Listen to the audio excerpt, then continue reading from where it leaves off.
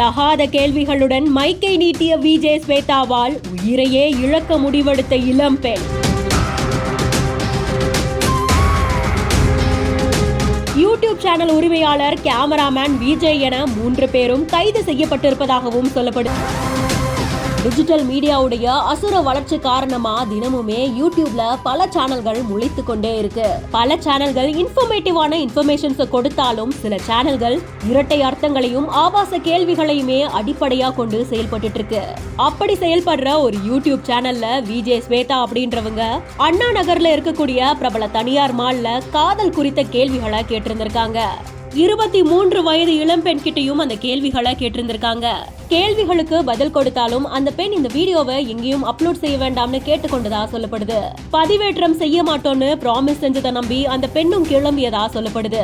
ஆனா அதையும் மீறி அந்த வீடியோ போஸ்ட் பண்ணப்பட்டிருக்கிறதா நண்பர்கள் கிட்ட இருந்து இளம்பெண்ணுக்கு செய்தி வந்ததா சொல்லப்படுது.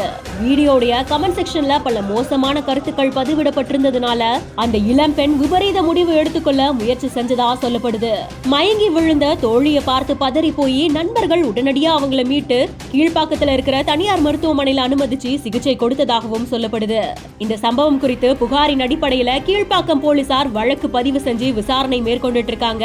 சேனல் உரிமையாளரான 21 வயதான ராம், உதவியாளரான 21 வயதான யோகராஜ் மற்றும் 31 வயதான விஜய் ஸ்வேதான 3 பேரையும் 2 பிரிவுகளின் கீழே வழக்கு பதிவு செய்து கைது செஞ்சிருக்காங்க.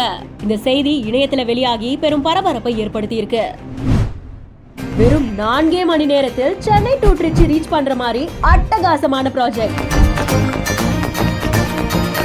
சுமார் 30,000 கோடி ரூபாயில் பிரம்மாண்டமாக உருவாக போகும் எக்ஸ்பிரஸ்வே. என்னங்க சொல்றீங்க? சிட்டி சென்டர்ல இருந்து கிளாம்பாக்கம் வரணும், டிராபிக் எல்லாம் மீறி திருச்சி போனோம்னா 4 மணி நேரம்லாம் இம்பாசிபிள் அப்படின்னு சொல்றீங்களா? அப்படி என்ன திட்டம் இது? எப்ப வரப்போகுது? இப்போ என்ன நிலைமையில இருக்கு?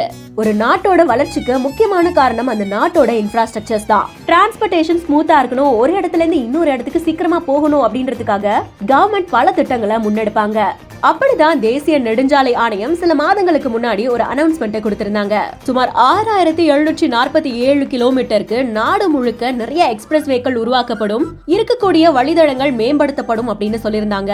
இதுக்கான விரிவான திட்ட அறிக்கைகளும் தயார்படுத்தப்பட்டு இருந்துச்சு. இதுல குறிப்பா ஈர்க்கப்பட்ட ஒரு விஷயம் தான் 310 கிலோமீட்டர்ல சென்னை டு திருச்சி உருவாக போற எக்ஸ்பிரஸ்வே. 8 வழி சாலையா உருவாக போற இந்த எக்ஸ்பிரஸ்வே திருச்சியோட நிக்காம திருச்சியில இருந்து தஞ்சாவூருக்கு ஒரு இணைப்பு சாலை உருவாக்கப்பட்டு சிவகங்கை மாவட்டம் பிள்ளையார்பட்டியிலிருந்து தூத்துக்குடி வரைக்குமே அது எக்ஸ்டெண்ட் பண்ணப்படுறதா இருந்துச்சு. இதுல பிள்ளையார்பட்டியில இருந்து தூத்துக்குடி போற சாலை 4 வழி சாலையா இருக்கும் அப்படின்னு சொல்லியிருந்தாங்க. ஆக மொத்தம் 470 கிலோமீட்டருக்கு உருவாக போற இந்த சாலையோட திட்ட அறிக்கை தயார் பண்றது கடைசி கட்டத்தை நெருங்கி இருக்கு அப்படின்ற மாதிரியான ஒரு அப்டேட் இப்போ வந்திருக்கு.